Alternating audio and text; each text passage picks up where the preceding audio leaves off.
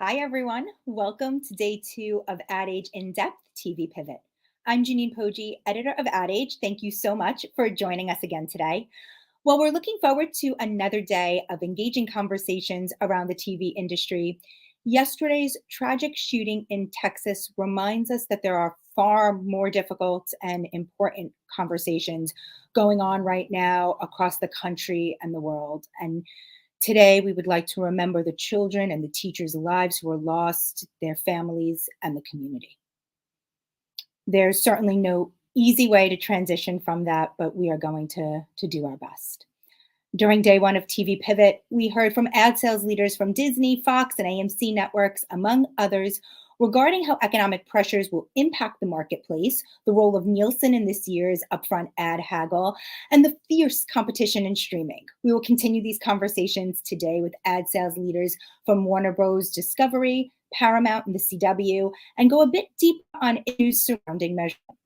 If you have any questions or comments during the course of today's discussion, feel free to leave them on our social channels and we will try to bring them into these conversations. Before we get started, I'd like to thank our co-presenting sponsors, Cadent, LG Ads, and Mountain. We're going to kick things off today with NBC Universal, which held nothing back last week in its return to Radio City, with performances by Miley Cyrus and Kelly Clarkson to a star-studded celebration of Bravo. And today we will spend more time discussing how all of the celebrity fanfare will translate into opportunities for brands. And joining me to do so today is Laura Molan, President of Advertising Sales and Partnerships at NBCU. Hi, Laura. Hi, Janine. Thank you so much for having me today. Yes, absolutely. Thank you for being here. I'm so happy to be here. What was it like being back in Radio City? It was such an incredible, exciting moment for us to be back in real life and to put on, as you said, a true upfront show showcasing all of the great content and talent that we have at NBC Universal. So now it's time to start and getting into the business of things. And I figured we could start today by talking about the state of the ad marketplace. Given some of the economic headwinds like global supply issues and inflation, what do you think the impact will be on the upfront marketplace? Sure. So, there's no doubt that the post-pandemic marketplace brings uncertainties and uncharted waters and challenges for all of us at this time. But we feel very encouraged. One, because at NBC Universal, we work with partners and really listen to them, bring them in under the fold to our products, to build the future. And the feedback has been so incredible in terms of wanting to work with us. We're seeing growth in third quarter scatter. And we're seeing that the next 6 months are going to look a little bit more positive. You're seeing inflation improving a bit. So we're encouraged. I mean, the upfront is a futures market and it's about, a supply and demand, and there is great demand for our products.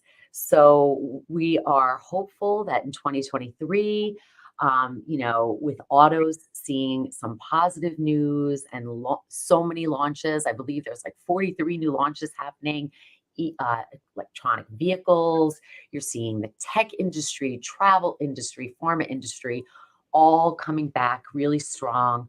Entertainment changing into not just theatrical, but also streaming and other things. So really a lot of great categories for us. And we heard some conversation around things like crypto and that marketplace becoming potential advertisers and potentially upfront players. Is that something that you're seeing or anticipating as well? Yes, we're definitely seeing those advertisers in that category, as well as you saw some in the Super Bowl, and sports betting is another one as well. So obviously, streaming, of course, was front and center last week. How are you thinking about the evolution of Peacock's ad model? So Peacock has been so exciting. I mean, the Peacock from a year ago is not the same Peacock as it is today. And so we really responded to the marketplace because what we're seeing is you had players who had no ads, right? and suddenly coming into the marketplace with ads. At NBC Universal with Peacock, we brought advertisers into the fold, launching with 10 launch partners to help us build the best product, which we brought into last year's upfront.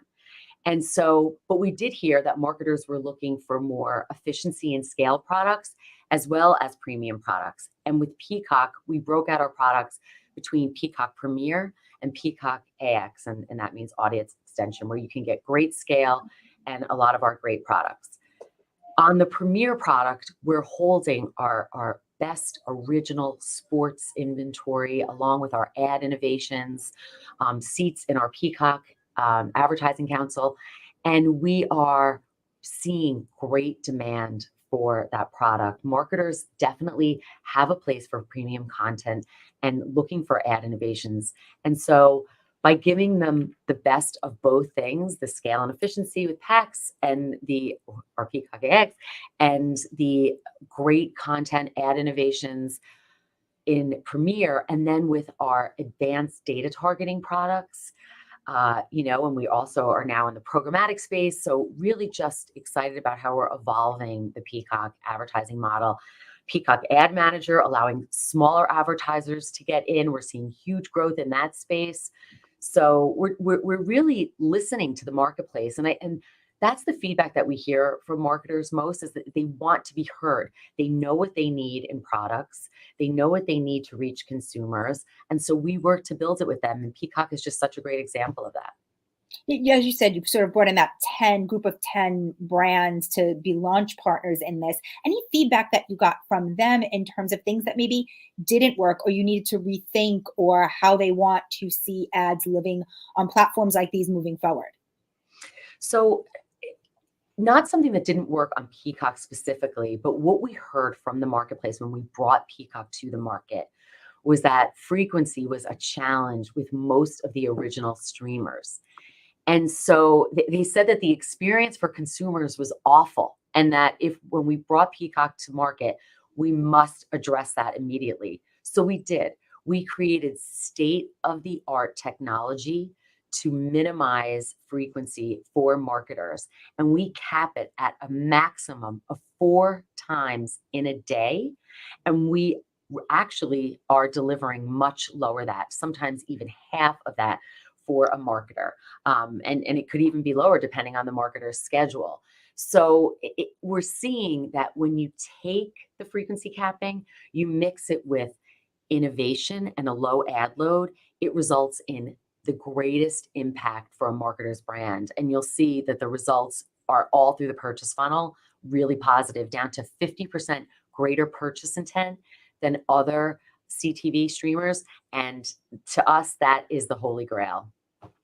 One form of ad innovation that I know has been top of mind for NBCU has been around shoppable ads and commerce. Can you talk about what the opportunities are in the future of commerce in TV? Sure. So this is a big investment area at NBC Universal. And the reason why it's a big investment area is, again, we listen to marketers. They want shoppable. And so we were testing it out years ago with Jill's Steals and Deals in the Today Show. You may know about that. And using things like QR codes to sell products. And now we've advanced that to so many different products.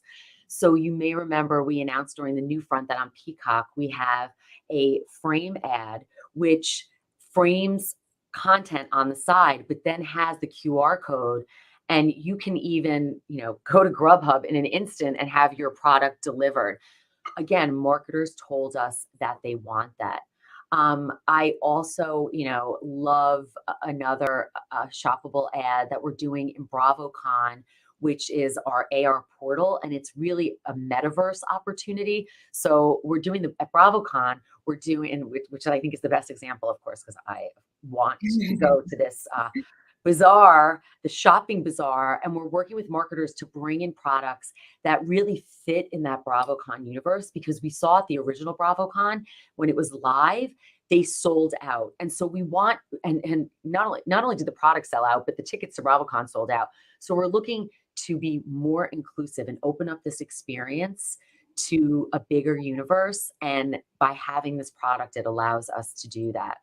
And so ad innovations is something that we're really focused on at NBC Universal. And these are just a couple of examples of how we're bringing shoppable into our products. And again, we have a whole shoppable team. They work directly with marketers, and we have entry points from the smallest levels who are just new and coming to the marketplace and maybe used some social to start their brands.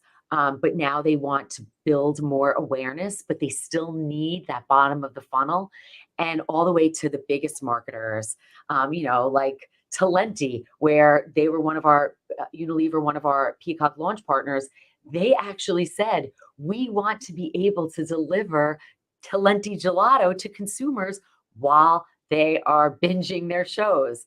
And so again, making it real for marketers so that they can sell their products. Can you talk a little bit more? You mentioned metaverse elements to this. Can you talk a little bit more about like the entryway into metaverse opportunities and what that potentially looks like for NBCU and its IP? Sure. So I mentioned BravoCon just because that's such an easy one to relate to. Creating a bazaar that's BravoCon themed, whether it's around Top Chef or Project Runway, is such an easy example to see how you can use the metaverse to bring to life something.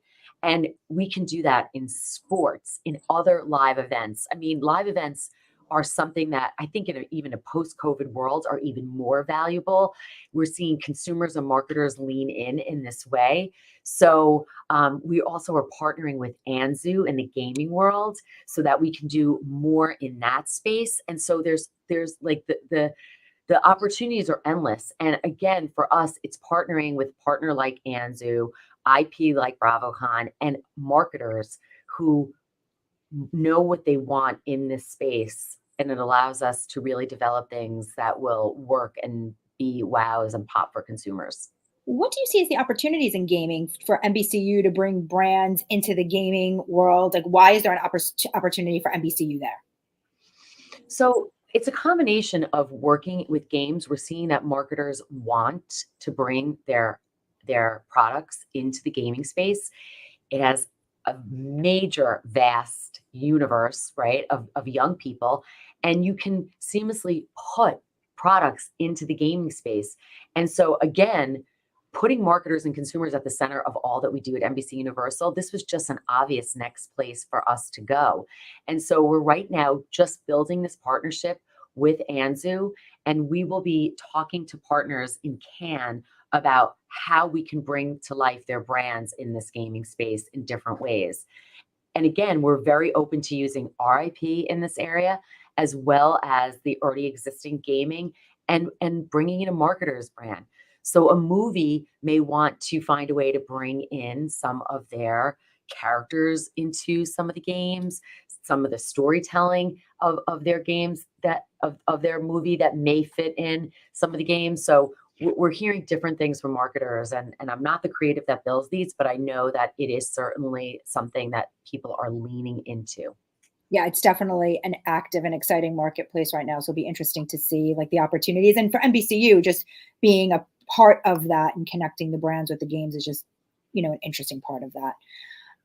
We're talking about all of this type of innovation, and one area on social media that's obviously growing immensely is like the creator economy and TikTok and brands' desire to be on there. How are you thinking about both the opportunities for our NBCU and the creator economy, but also the competition that it potentially brings with a platform like TikTok and brands leaning into it?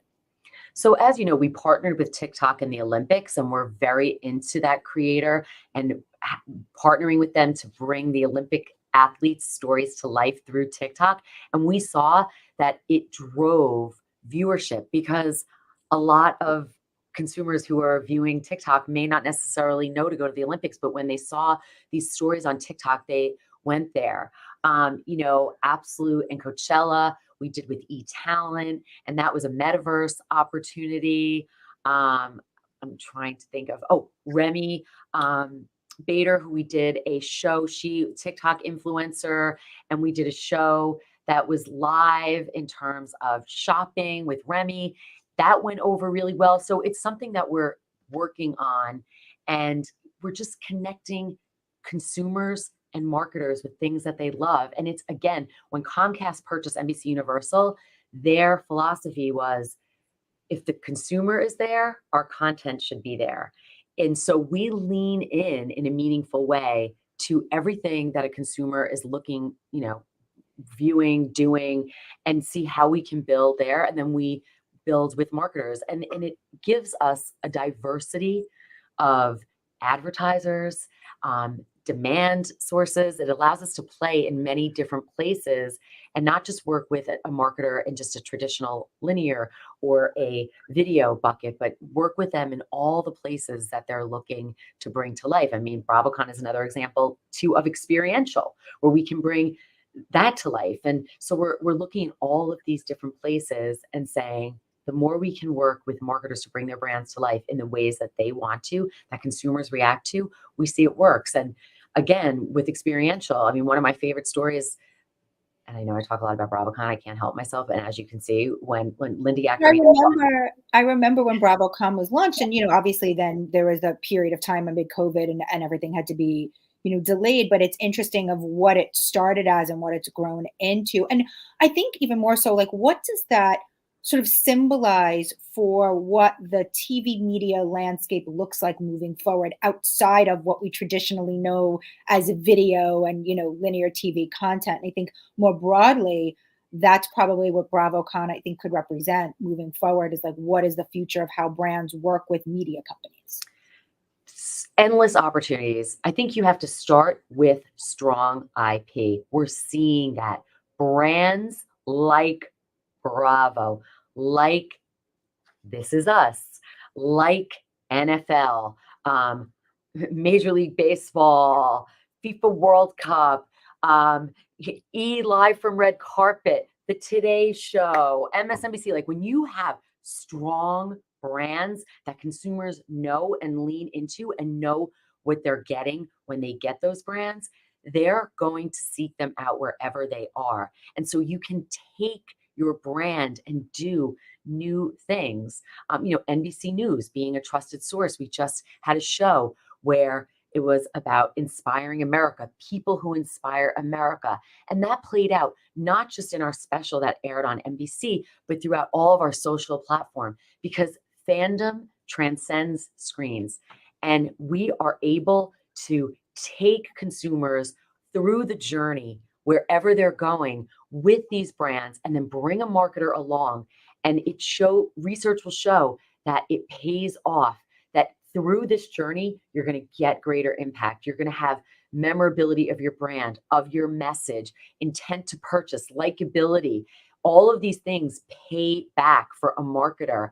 When a consumer loves a brand, and we keep testing it. We started with Bravo saying, like, brand love. We did a study with Coherency. We said, let's move that to Telemundo, another great brand that consumers absolutely love. And it, again, transcended right there. They were like, when we see a brand within the Telemundo universe, we tend to love it more. And so that's allowing us now to bring Telemundo Plus to Peacock, because we know it's a strong brand. And you'll see that with Peacock, we're building that off of strong brands. WWE, another one where we did a partnership with. So Peacock is made up of all these strong brands, and then those strong brands allow us to launch other strong brands. So you saw when we had the Super Quad weekend with Peacock, when you had the Super Bowl and the Olympics, we launched a window that launched in theatrical that day, Marry Me with Jennifer Lopez, another strong brand in herself. And then also Bel Air, which is now a very strong brand. And you see it on the most streamed shows on a weekly basis. And we're so excited because it's coming back. But that's how you build other strong brands, allows us to build new franchises. We showed at our upfront. I mean, you saw the strength of our brands, that there was a Dick Wolf segment and all of the dramas that he's created through the years, our late night franchises. So we do this, and it really it keeps growing and giving us more opportunity to grow. It's interesting talking about brands in this way. I feel like sometimes in the conversation around streaming in particular, often like brands get lost, and it's like people are just going to find whatever show they want wherever they can watch it. But sometimes the network names get lost in that conversation, and the idea of the brand gets lost. It's just where the content is. So it's interesting talking about brand building in that context. We're seeing that you can have both if you do it right. And so again, you saw at our upfront show where it was like there were so many times where it said that it was on NBC and then streaming on Peacock, or it said Peacock Original. Same thing with Bravo, which will now run next day on Peacock. There are so many different things that we can do in that way. And that's really important. And then we're seeing that marketers are asking for more in terms of DEI opportunities and how do they build brands around that. So we announced with Target, where we work with producers for something called In Scene, working with diverse producers to create content and have it run across our platforms and building their brands because that means something to consumers and we're using our resources to help them tell these stories. Let's talk a little bit more about that, about DE&I initiatives and how you hold both the brands and agencies that you're working with accountable, but then also, NBCU accountable for these initiatives. Can you talk a little bit more about that, what you saw last year, and how you're trying to push progress forward this year? Absolutely. So we have an empowerment and inclusion council on our team, and it's made up of so many individuals across different disciplines in the ad sales division. So whether it's measurement and insights, our marketing department, our sales team, everyone leans in. We work with marketers to create opportunities around D&I issues that they are passionate about, as well as having always on campaigns so that whether it's Pride Month, which is this month, or Hispanic Heritage Month, which is coming up, and I was in the meeting yesterday, so um, those come top of mind. But we're also doing something with small businesses so that a major marketer called Thrive, so that we can help small businesses thrive, because we saw that some major marketers, American Express has always been helping small businesses, but we saw this coming through RFPs, that that so many small businesses are owned by minority owned. How do we help them? We work with See Her. We did Write Her Right, where we wrote the Latina storytelling guidebook for the industry on how to speak to that consumer group. So we're always leaning in these spaces. And again, it comes from a marketer. And I will have to say that we recently hired from Telemundo, Peter Blacker, to join our ad sales team. And when Linda and I were speaking to him about coming to the team, he said, I've led DE&I initiatives at Telemundo, and I would like to, continue to do that. And so Peter now is leading our DEI initiatives, and we have it both from our talent pool to make sure that we are continuing to invest in our talent in this area, as well as working with marketers in this area. We also partnered with Reach TV, which has a Black-owned CEO, to really help them operationalize their airport business and working with marketers in that space. And then we have Telemundo, which is a targeted. And we're seeing marketers lean into all of these different things. And NBC Universal really is one of the only places where you could do it in two languages and do it seamlessly. And we've transcended. Yesterday, our team did the Hispanic Heritage presentation. And the biggest wow from a lot of the team was how the Telemundo opportunity of Hispanic Heritage is now a one platform NBCU opportunity. And you can do so many things across all of our properties and target your consumer group with our data. Well, I can't have this conversation with you today without talking about measurement, which is expected to be one of the biggest contentious points in the upfronts this year. Uh, NBCU has been investing in alternative currencies. What do you think the role of Nielsen will be in this year's upfront? We heard from folks yesterday, a lot of which saying that this year is really about testing and learning, and that Nielsen will still drive most of deal making. Do you think that's true? Is that what you're seeing from NBCU's standpoint? So the future of media measurement is one in which multiple currencies are going to be used for accurate, timely, and diverse insights, right? And that is so critical important. We need to be able to measure across all platforms so that marketers can optimize their plans. Because we see, I mean, no one needs to tell this, but you're getting a completely different audience at times and expanding your reach when you use streaming and combine it with linear, right? I mean, because there are cord cutters and cord nevers who now are in streaming, but then there are those of us who like both, right? So we need to be able to give them an opportunity to optimize across all platforms. And measurement is not doing that today. And we all know that we need to change and we need to lean in, but it takes time. There's systems, there's education, and we have leaned in such a meaningful way. Kelly Abkarian is really educating the marketplace. She's leading a measurement council, also working with all the trade organizations to really help us move forward, because inertia was stopping our industry from evolving to where we need to get to, which is the best thing for all of our clients, of our companies.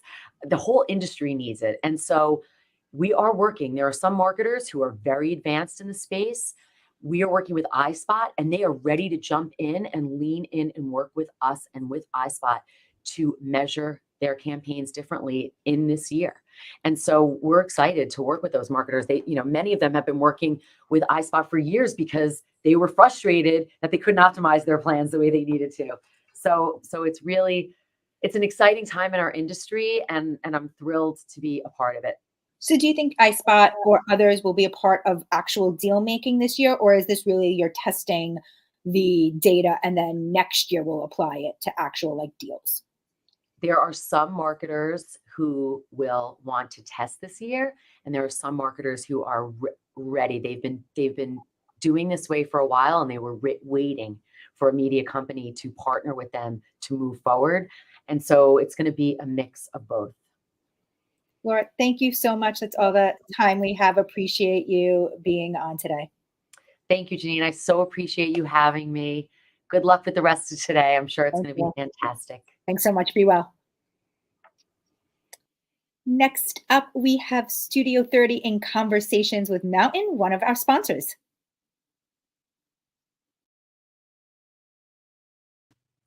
Connected TV has forever changed the advertising landscape. But to make the most of the platform's measurability, targeting, and creative impact, strategy has to be more than just an afterthought. Hi, everybody. My name is Natalie Zafat, and I'm an Ad Age Studio 30 contributing editor. Today, I am joined by Mountain's Director of Product Innovation, Oliver Embry, to talk a little bit more about what it's like to build a results-oriented strategy, combining media and creative, and what are those innovative solutions that really help you drive and measure better performance. Welcome, Oliver. Thanks, Natalie. Thanks for having me, and great to be here. I want to start out by talking a little bit about the old days. It used to take 6 to 9 months to get an ad on TV between networking approvals and the programming matrix and production in general. Now we can get an ad on TV in 24 hours. 5 years ago, that seemed like a pipe dream and certainly financially unfeasible for linear. I wonder if you could talk to us a little bit about how CTV has really changed the mindset for those large companies that used to move very slowly and now kind of have that always on mentality. Yeah, of course. Knowing that the audience that mostly would be here today is performance marketing and marketing audience, I thought about this a little bit and put my my MBA sort of marketing hat back on and started to think about sort of the 4 C's, I say, of CTV. Sort of starting with the customer. A long time ago when you were advertising on linear television, you're casting a wide net in terms of who you're looking to engage and how you're looking to do so across a bunch of different networks and audiences. Our platform is now audience first, where we're actually engaging customers based off of whether they opt into the audiences that our clients have segmented out. And then sort of the second piece of that is channels. We're not necessarily going back to that. We're not necessarily advertising directly on channels. We're taking this audience first approach to meet our customers where they are, on the networks and with the intent that matters to them.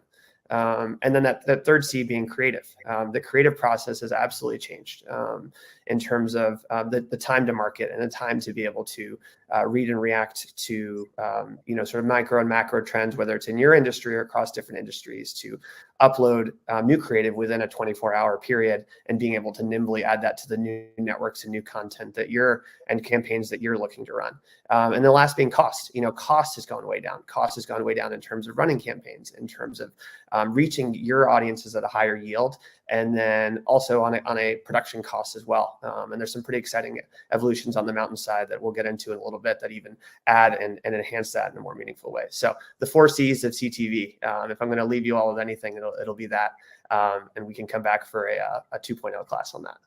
I like it. I like the MBA hat. Thank you. I hear you talking about how getting sort of large corporations on board with CTV has worked, but I wonder if we can shift for a moment to those small businesses. How has CTV really helped the way that small business owners really look at advertising? Yeah, of course. Going back to the enterprise side for a little bit, the way I see it is that CTV has allowed them to be always on and create sort of an always on approach.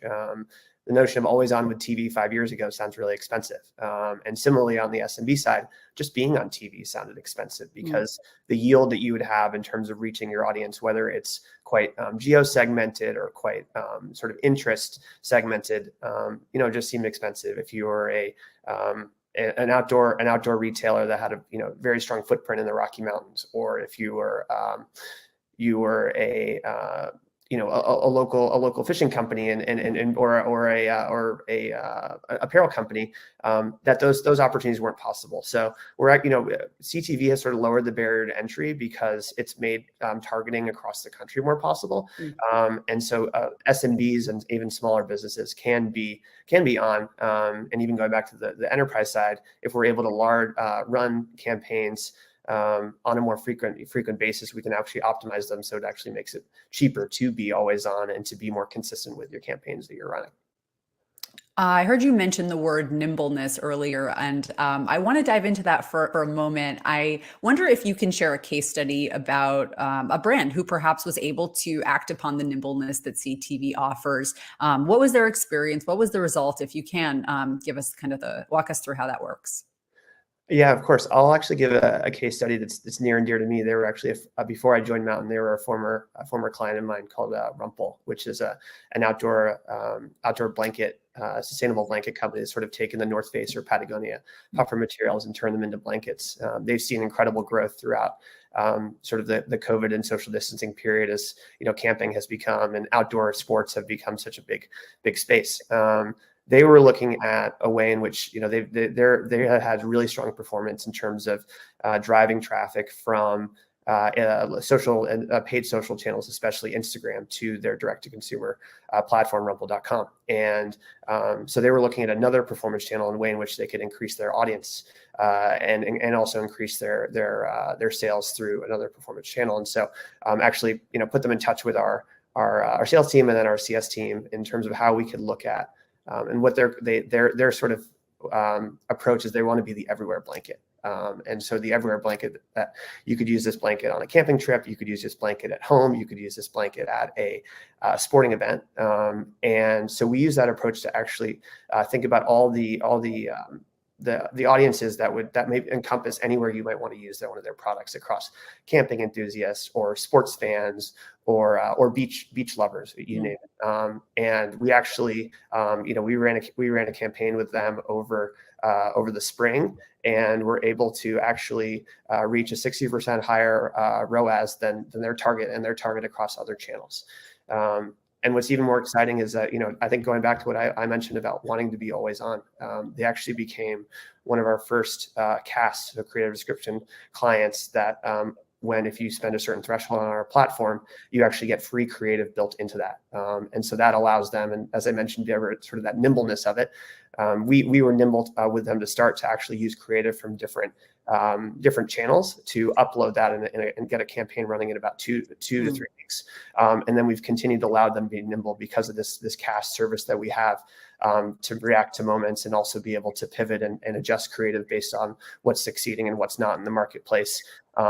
to allow that sort of nimbleness to be a real advantage, and use TV as sort of more of a lower funnel exercise rather than upper funnel medium that it might have been, as we talked about, sort of pre-CTV and sort of the linear space.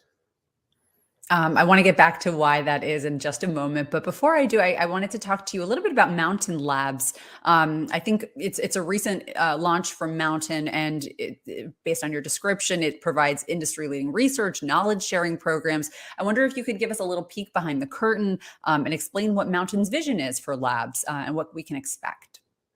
Yeah, of course. So, the sort of North Star and vision for Mountain Labs is we want to be closer to our customers so that they can be closer to theirs. And it sort of boils down to three pillars around what Mountain Labs stand for. So product innovation, and that's sort of where my experience and my expertise comes from. Really building meaningful products and putting on the hat and having empathy. My background, I used to work at Adidas, and so have empathy for what a enterprise client might want to see in our product to what would Rumple, and more of a high growth D2C brand want to see in our product. So using that empathy to try to drive our innovation, and with Cass and what I just mentioned being sort of the first coming out of that, and over the next sort of 6 to 9 months, be really excited, especially as we get to the back to school and holiday phase. We're coming out with some highly differentiated products that we think will really allow our customers to stay connected and closer to their customers. And then the second pillar being Mountain Research, and we've over the past, and you've probably seen that with some pieces in partnership with Ad Age, but we've really sort of started to draft and define ourselves as subject matter experts within the connected TV space, and really leaning into like how we can help customers across the industry really understand what these trends mean and how they're transpiring, and how sort of our platform and then similar platforms can be of value add to marketers across across the globe. And then the third pillar being Mountain University. So it's sort of upskilling sort of endeavor with our current partners, so onboarded partners, with allowing them to be sort of smarter to kind of learn some of these trends and really be hands-on with our education around that. And over the next sort of 12 to 18 months, we're looking at sort of potentially rolling out some PhD programs, as I like to call them as well, that will be even more hands-on with some of our partners who are really looking to solve some unique pain points that they have within their company and across their industry. But really excited about what Mountain Labs is going to be able to do for our customers, and enable them to unlock some compelling opportunities with their customers as well. Yeah, it's exciting. And I think it's also really clear that with initiatives like Mountain Labs, you are really thinking about TV differently. I've heard you liken TV to sort of more of a social media or search function rather than thinking about it, in a traditional sense. And I also know you mentioned a few moments ago that you don't think TV should be considered exclusively that sort of upper funnel medium anymore, but more of a lower funnel exercise. Can you explain why? Yeah, of course. So, our Mountain sort of performance platform has enabled us to unlock the ability for brands to measure their campaigns like they would on Google and on social and on other performance channels, and that they're setting a desired KPI and sort of a benchmark against that KPI, and then we're actually optimizing a spend against that. So instead of using television as a way to kind of expose customers to the brand, we're actually being able to kind of use television as a way to not only expose maybe on a prospecting side, but also re-engage on a retargeting side, but also then continue to follow along that journey. If they view through one of our CTV ads, we can see within a desired window, with 7 days, 14 days, you name it, depending on your desired conversion window, whether or not someone actually visited and converted based upon the action. So really excited to kind of take the best of both in terms of, as you talked about a little bit, sort of merging media and creative. TV is such a powerful medium. We like to say, people are choosing to sit down to watch TV, and so there's a captive in that medium, and sort of an amazing ball of clay in terms of what the medium offers, and then being able to match that with sort of our performance capabilities really allows it to continue to be that high value, sort of highly visible medium, but at the same time put some sort of measurement towards that, similar to what you see with some of your performance platforms that are a little bit more typically down the funnel than TV would have been 5 to 7 years ago. Yeah, Oliver, another comment you made that sort of struck me, think this was the last time we spoke. You said that CTV is sort of allowing brands to be more purposeful and to build more purpose sort of first campaigns. And I wonder if that's simply kind of a function of the malleability of the platform, or kind of going back to that nimbleness. Is that what's sort of enabling an advertiser to be a little more thoughtful? Of course. I'll kind of try to bring it full circle back to the 4 Cs of CTV. I think if you're able to, strategically plan and sort of identify the ways in which you're looking to engage your customers, potentially an outline budget, what some of the creative might look like, if sort of campaigns start to evolve, if certain geo segments that you're targeting start to perform better, if certain elements of your creative are working, we can nimbly read and react to that in a meaningful way. So I think as important as ever it is to have those strategic plans and to kind of develop that 4 Cs of CTV plan, because it actually allows you to read and react to the moments that matter to you and matter to your customers, to drive greater performance for your campaigns. I think we have time for one more 60-second response. I certainly want the answer to this question. I think measurement and proving ROI is at the very top of the list for attendees here at TV Pivot today. Whether you're a traditional retailer, right, who wants sales, or a B2B retailer who wants signups, or even a small business owner who perhaps wants to reach more diverse audiences. I wonder if you can leave us with a afterthought about, how is Mountain really helping brands measure against the KPI of their choice? Yeah, of course, using our self-service platform, that's one of the primary questions you come to when you're signing a platform. Like, what are you, sort of where are your customers? Who are the customers you're talking about? What are you looking to do? How are you looking to engage them? So even from the start, that's sort of going back to our funnel analogy, that's sort of the top of the funnel in terms of our approach. And so really allowing our customers to be in control and sort of using that as sort of a primary focus. And so they can come in, and if you're a B2B marketer and we're really sort of building out our B2B campaigns, we know that you're not necessarily looking for sales. You might be looking for signups and demos. And we've created a platform where it allows you to sort of design campaigns, design creative, design audiences based off of the KPI of your choice, and are looking into have some unique advancements in that coming along later this year that we're excited to actually build upon that, because we recognize that a B2B brand is quite different from a D2C e-commerce brand, and recognize that they'd want to use our platforms in different ways for different results. Well, we're excited to see what you come out with, and really enjoyed this time. Thank you so much, Oliver, for joining. And I'm going to kick it back now to Janine.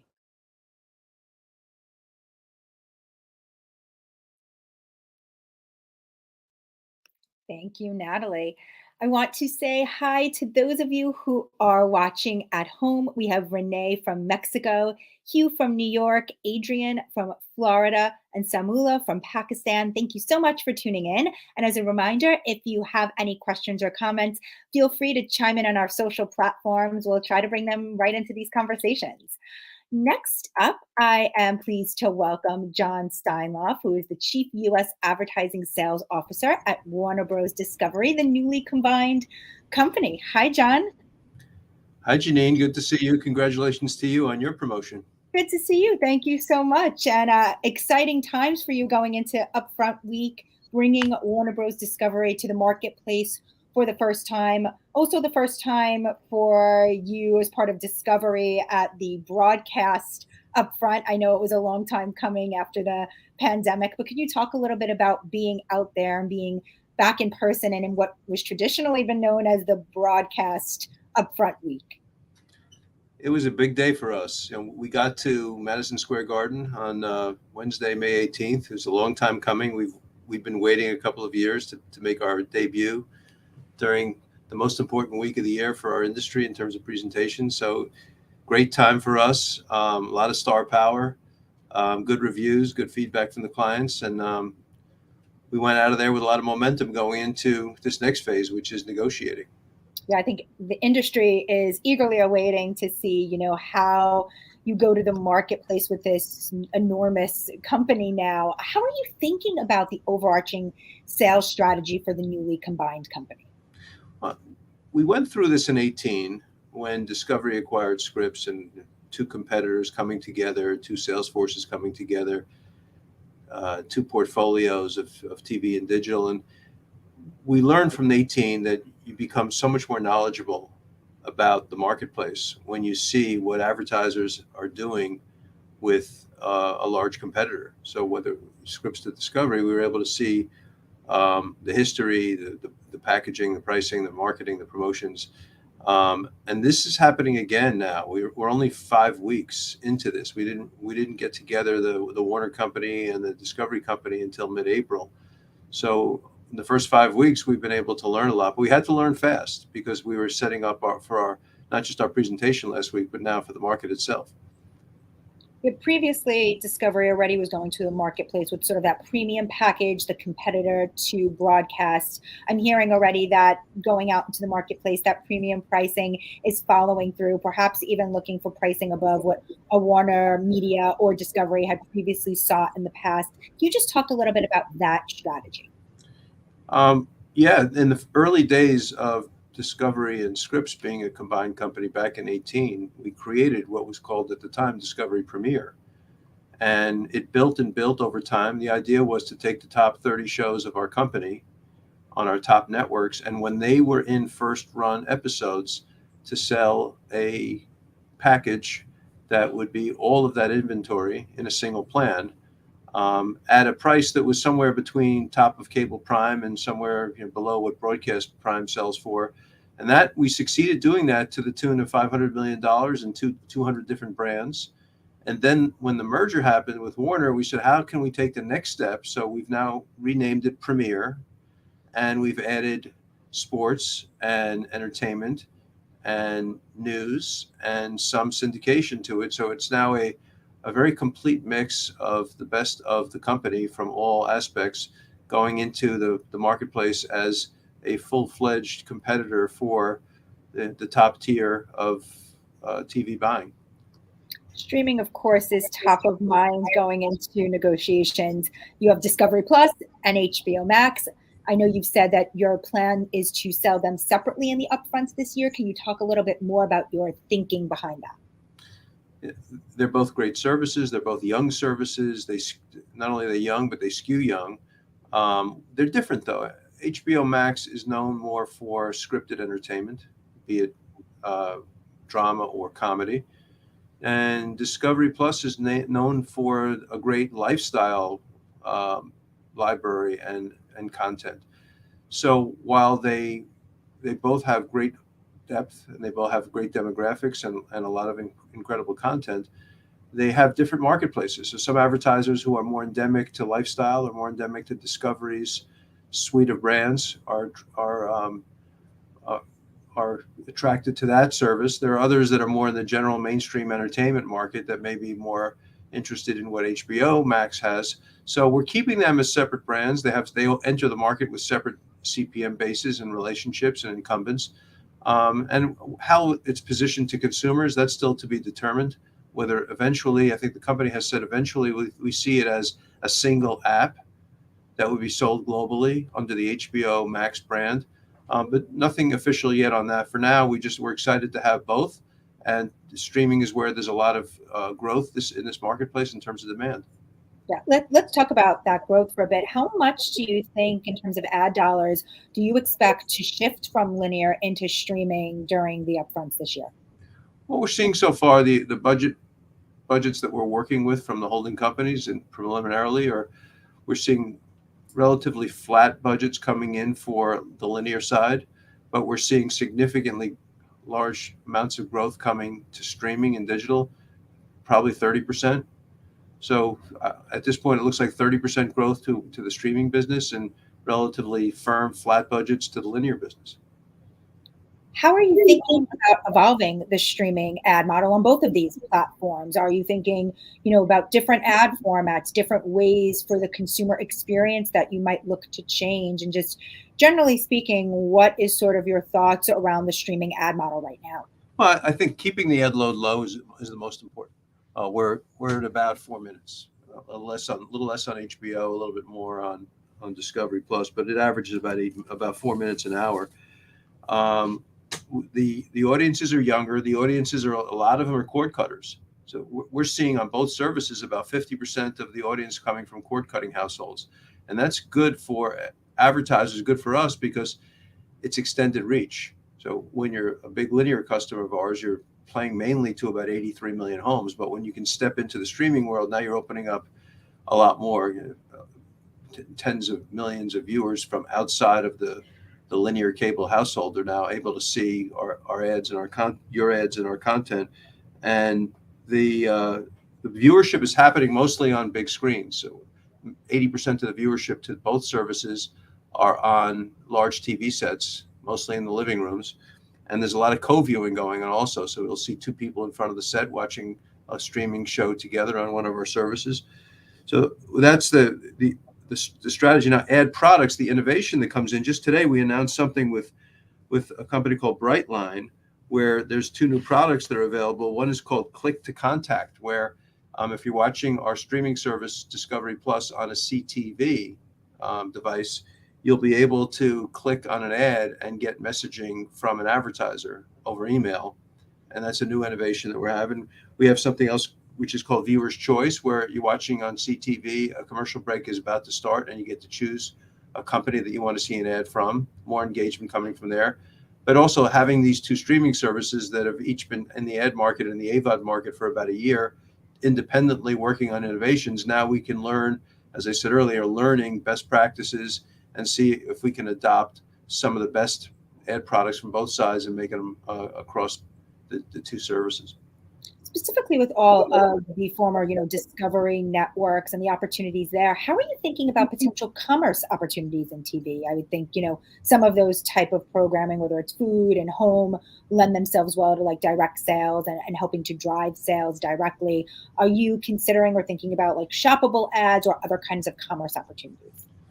Yeah, we've been testing shoppable ads on HGTV, Food Network, Animal Planet, Motor Trend, on the real verticals where there are a lot of endemic advertisers that are interested. And it's still very early in that process, but we have hopes that through the interactivity of the streaming services and even in linear, that over time there'll be opportunities to be able to do direct sales for our clients over TV content. When we're looking at the streaming landscape, there's a lot of new inventory coming to the market, whether from Disney Plus, potentially Netflix over the next year. How concerned are you about competition in the space?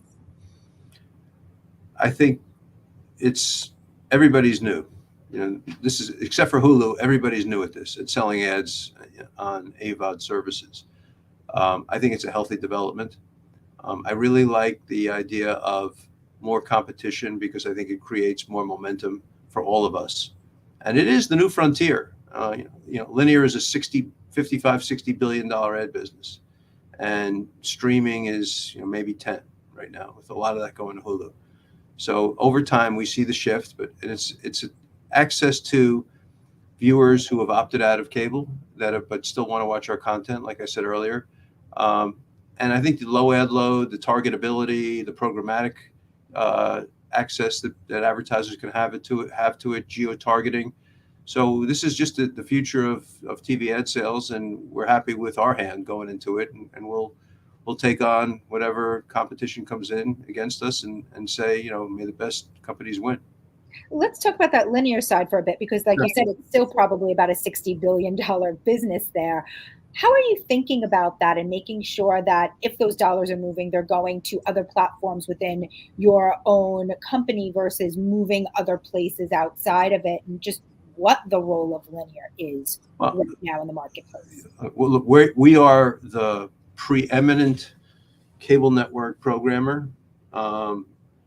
Since March Madness began in the middle of March through this week, there have been 8 instances that over 2 months where Discovery linear cable channels, Warner Brothers Discovery linear cable channels, I should say, had over a 50 share of cable viewing, over a 50 share in prime time of adults 25-54. And it happened again on May 22nd, on a night when we did Golden State Dallas Game 3 on TNT, and we had 90 Day Fiancé, we had Worst Cooks in America, we had Hometown, we had Big Bang Theory, we had Naked and Afraid. So it's this wide range of reach that we can get.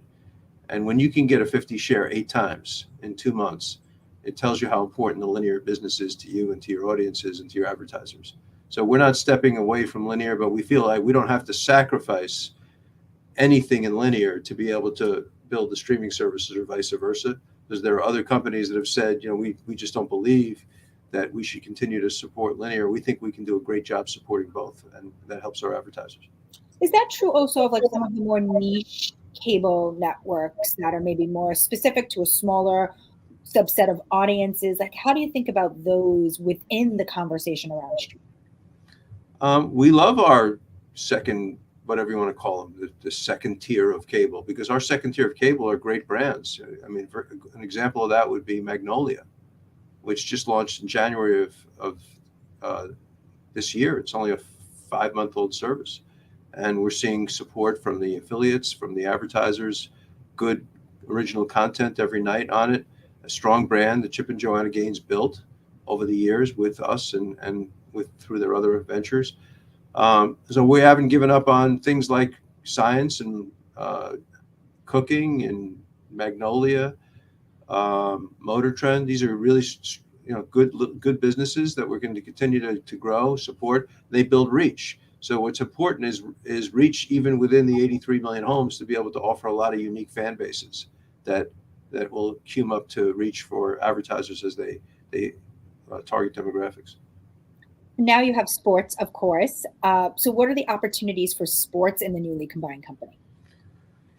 Janine, the All-Star weekend goes in February right after the NFL.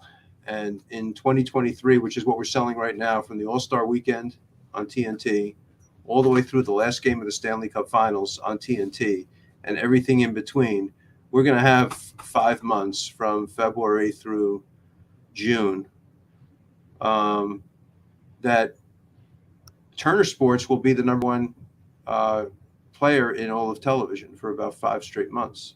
And that's because of the March Madness contract leading into the NBA playoffs, leading into the NHL, all the way through the Stanley Cup.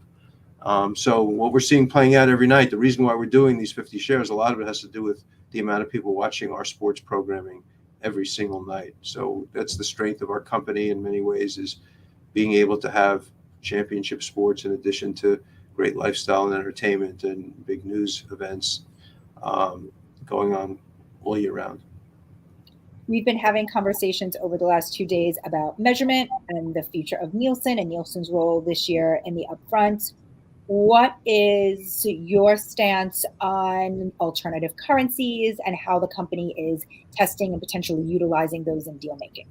Well, we got twice the amount of testing the day that the deal closed on April 11th. Now we were able to look at testing coming from what Warner had done and what Discovery had done with clients and with the 3 companies everybody's been talking about, VideoAmp, iSpot, and ComScore. So we're learning. I don't think this is the upfront that it turns from Nielsen to something else, but this is an upfront with, for example, Horizon is saying 15% of their audience guarantees are going to be on non-Nielsen currencies. So to me, that's the right approach. We all need to test and see if we can supplement what Nielsen has done. Not that Nielsen is not going to be around. They're going to be around, and a lot of us are going to be guaranteeing on Nielsen demographics, whether it's linear or streaming or digital. But we think it's healthy for the marketplace to embrace some of these newer alternatives that may be able to get a more stable sample base. Any early takeaways from the data that you have seen from these early tests? Too early to say. What we're doing is what we're finding right now is that they are all good at something. None of them are good at everything. So there may be a menu of options come the 23, 24 upfront. I think we're going to be talking a lot more about what else can you guarantee besides Nielsen 25 to 54 that might be better. One of the things that I know you've pushed for over the past couple of years in particular was accounting for older audiences that are not typically accounted for in the 18 to 49, 25 to 54 demo, the P2 plus, P18 plus. How are you thinking about this year? What is momentum in those efforts? Slow. I wish it were fast, but it's not. What we do is we negotiate it up front, and we'll say here are the rates of change. And any clients that are willing to go to a broader demo, we're going to make it worth their while for some form of incentive, because we're believers in the 18 plus, 25 plus, 2 plus currency for the future. We think it's important that the entire audience be monetized, and we think it's important that advertisers recognize that it's more than an 18 to 49 or 25 to 54 world. There's a lot of audience over 50 that have a lot of expendable income, that watch a lot of cable and live TV and ads.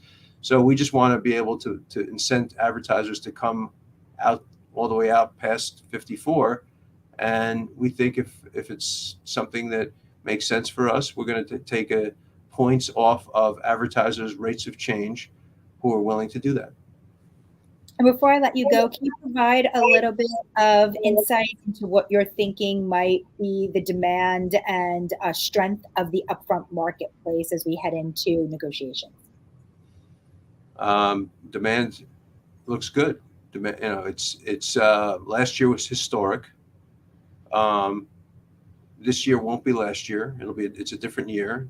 These are different times, but it's a futures market. The advertisers and their economists are looking at April 1st of 2023, which is 10 plus months away as we talk here today. That's what they're thinking about, is when you go into an upfront cycle, you're selling so far out that you have to think about what will the consumer look like in April of 23. That's the midpoint. That's what they have to be concerned about. And how much money do you want to put down now on the upfront, on the foundation of linear TV and the associated digital and streaming services? So what we're seeing so far is confidence that the business is going to start to pick up again. We've had a slowdown. We see it picking up again, and we have the flexibility built into these deals that we're good partners to our advertisers. Make sure that if things need to be adjusted, they get adjusted along the way. So the upfront to me is something that protects both sides, but it's been part of this industry since the 60s for a reason. John, thank you so much. Happy to have you here. Thank you. My pleasure. Good to see you. Good to see you. We are going to take a short break. Join us back here at 1 p.m. Eastern Time to hear from Paramount and the CW and to go a bit deeper on the issues surrounding measurement. If you are watching on adage.com, please refresh your browser when you return, and see you all back here in a bit.